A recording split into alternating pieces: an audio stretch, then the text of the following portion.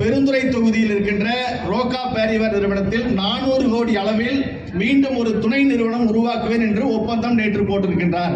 ஒன்றை மட்டும் நான் இந்த நேரத்தில் சொல்லிக் கொள்கின்றேன். நம்முடைய மாவட்ட ஈரோடு மாவட்ட மக்களின் சார்பாகவும் எங்கள் பெருந்துறை தொகுதி மக்களின் சார்பாகவும் தொடர்ந்து 4-5 மாதங்களாக தொடர்ந்து சிப்காட்டில் உள்ள நச்சு கழிவு நீர் பாலத்தொழுவு குளத்திற்கு செல்வதை கட்டுப்படுத்த வேண்டும் என்று நாங்கள்லாம் பெருந்துறை தொகுதியில் இருக்கிற அத்தனை மக்களும் போராடி கொண்டிருக்கின்ற சூழ்நிலையில் நீங்கள் விடியா முதலமைச்சர் ஸ்பெயின் நாட்டிற்கு சென்று 400 கோடி அளவில் முதலீட்டை பெருந்துறை சிப்காட் நிறுவனத்திற்கு தருகிறேன் என்று சொல்லியிருக்கின்றீர்கள். ஒன்றை மட்டும் நான் இந்த நேரத்தில் நமது அதிமுகவின் சார்பாக சொல்லிக் கொள்கின்றோம்.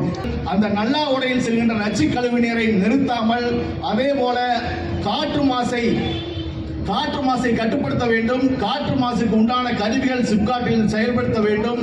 அதே போல அங்கு 40 கோடியில் சுத்திகரிப்பு நிலையம் அமைத்து தருவதாக இதற்கு முன்னால் 2 மாதங்களுக்கு முன்னால் நடைபெற்ற பெருந்துறையில் நடைபெற்ற கூட்டத்தில் திமுகவினுடைய விளையாட்டுத்துறை அமைச்சர் உதயநிதி அவர்கள் பூஜை போட்டு சென்றிருக்கின்றார். இதுவரைக்கும் 4 மாதங்கள் ஆகின்றது, எந்த ஒரு பணியும் செய்யவில்லை.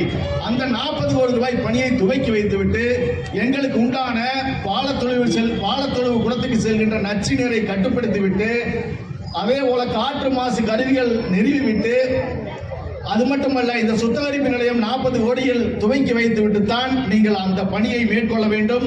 அதை கட்டாயமாக அனைத்து இந்திய அண்ணா திராவிட முன்னேற்ற கழகத்தின் சார்பாகவும் அண்ணன் எடப்பாடியார் அவர்கள் சார்பாகவும் அந்த நிறுவனம் 400 கோடி அளவில் செயல்படுத்த இந்த 3 பணிகளையும் செய்துவிட்டு தான் நாங்கள் அதிமுக பெருந்துறை சட்டமன்ற உறுப்பினர் அண்ணன் எங்களுடைய மாவட்ட கழக செயலாளர் அண்ணன் KC கருப்பணன் அவர்கள் மூலமாகவும் கடுமையான கண்டனத்தை இந்த கூட்டத்தின் வாயிலாக இந்த அரசுக்கு தெரிவித்துக் கொள்கின்றோம்.